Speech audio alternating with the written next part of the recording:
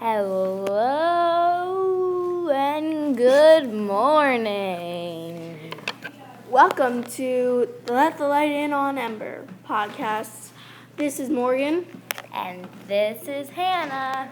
And today we'll be talking about how the story of Ember, the city of Ember, the book, is connected to our lives. We will be summing the story up for you, for all those listeners who haven't heard of this story before, which is sad because it's a very good story. And we will be talking about some of the important parts that we thought were important and the meaning of the story to us, like why we chose this story to read for English class. And so let's get on with the podcast. This is the summary of the city of Ember. So there are these two kids, Lena and June, and they are the main characters. You could guess that. But Lena is a runner, and she loves to run. And they get to pick their jobs out of a hat, and she did not get that. And so when her friend June did, she wanted it so bad that she traded her job with him.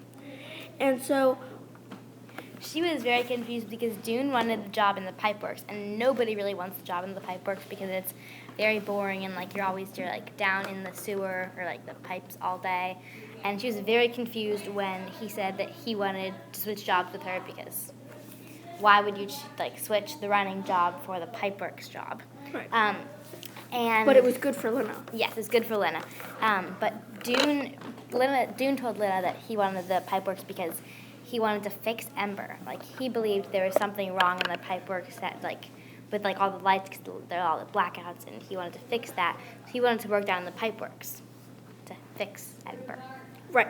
So there's this competition, not competition. What am I saying? When Lena goes home today, we learned that she has no mom or dad. She lives with her grandma. And throughout the story, you see that her grandma is dying. So when she dies, she moves in with her next door neighbor, Mrs. Malfoy, something like that. Yeah. And her little sister Poppy lives with them too. And so when they're blackout, she goes to look at before the blackout. She goes and looks at these colored pencils because she really wants a colored pencil. And she wants to get it with her sister. So she takes her sister on her back and then she puts her down to get the colored pencils. And then she loses Poppy. And Poppy goes somewhere, and guess who finds her after the blackout? June. And June is they're connected again. And so there's no way that they could not work together for the next part. Yes. The next part is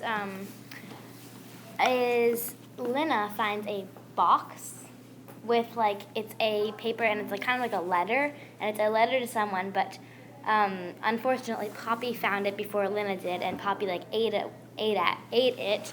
So there's a bunch of missing parts. So Lena tries to fix it. Mm-hmm. But it doesn't really work. Yes, and she works together with a couple of people, mostly June, to figure out what the letter was saying before it was ripped up. And they found a couple of words like pipeworks and river and a couple of clues. And they realized, or they figured out that it's directions of some sort. And there's different places to go in the pipeworks, and it's a map sort of out of Ember, kind right. of. They're directions out of Ember. Yes. And so that's really all we should tell you because we don't want to give away too much of the story with the last 3 chapters.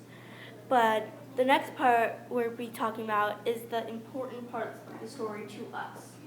So, Hannah, what is one of your important parts? Sure. So we already kind of went over this, but one of the important parts is when the kids, they got to pick their jobs, or pick their jobs out of a hat. And June got upset, and Lena and June switched jobs. That is one important part. But June, it wasn't just because June switched jobs with Lena. It was because that was an important part because Dune wanted to fix Ember. And we didn't know what he meant by fix Ember. And then he says that he thinks there's something wrong with the lights, and there's like these pipes works.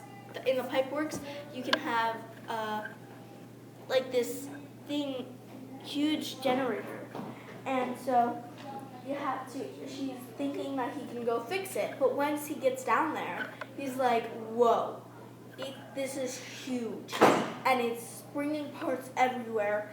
And there's so much detail in the story that you can imagine what he would be feeling like if things were thrown at him. So that's one of the reasons why he tried to switch jobs with Lena. And Lena was happy because she got the runner job that she wanted to. Yes. Another important part is, we already talked about this too, is when Lena found the box in her grandmother's closet. But before this, Lena heard her grandmother was saying that there's something there's something, and they didn't know what. And so what happened was there was nothing that they could do because she didn't know what it was. And so how do you find something that you don't know what it is? And so when her grandmother was looking through the closet to find this, Poppy, which is a 1-year-old who can barely walk, and she finds the box, and because it already unlatched, because it had like a time key, and so 250 years after the builders make it, that it would open. And so it already opened. And then and Poppy found it and ripped it all up. Yes. And then after this very important part, the grandmother dies. Right. The grandmother dies, and it's horrible for Lena because that's like her only parent, her only family besides Poppy. So when she hears about this, she runs all the way to the doctor. And the doctor has said to her, like, it's fine, and she takes her, the doctor goes with her, and she sees that the grandmother is dying. And so Mrs. Malfoy, or something like that, who's their next door neighbor, she comes over and is like talking to her and says, "Why don't you come stay with me?" And so they go, and Mrs. Malfoy has a huge bed, and so Poppy and Lena sleep there, and that's pretty much it. Yes, and after the grandma dies, like Morgan already said, Lena loses Poppy when she's trying to get some colored pencils, and that while she loses her, there is the longest blackout that Ember has had, and it's 7 minutes long. Which is not very long if you can see what we have had. Yes, but imagine being in the complete dark for 7 minutes, and then during that there's no lights, and everybody's still, and you can't see anything. Exactly. You can barely breathe. Yes. Because you're like, when will the lights come back on? Yeah. Because sometimes they think about if the lights will ever come back on, right? Yes. Because sometimes they're afraid that it will never come back on. Yes. And then another important part is when Lena and Dune make a plan to get out of Ember. After they figure out what the instructions are saying, they put together a plan to get out of Ember, and that's all I think we're going to tell you because we don't want to give away the story too much. Yeah, because we want you to read it, but we're just giving you little hints that it's a really good story. Yes.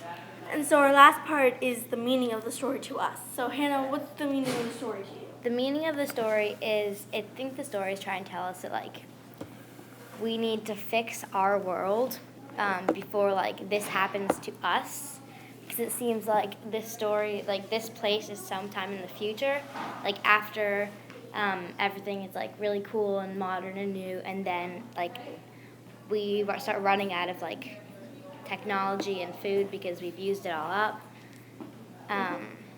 Yeah, I think it's like trying to warn us to like be careful and like savor the light that we have now before we don't have any left. I totally agree with that. But the meaning of the story for me is more of a metaphorical story. Like you said that it's more of let's save the light that we have. But I think it's more like it's trying to tell us that you don't want this life. You don't want things like this. But there are people who have things like this. Like people who can't pay electric bills in Africa, like they can't buy these things. They have a worse life than this dystopia does.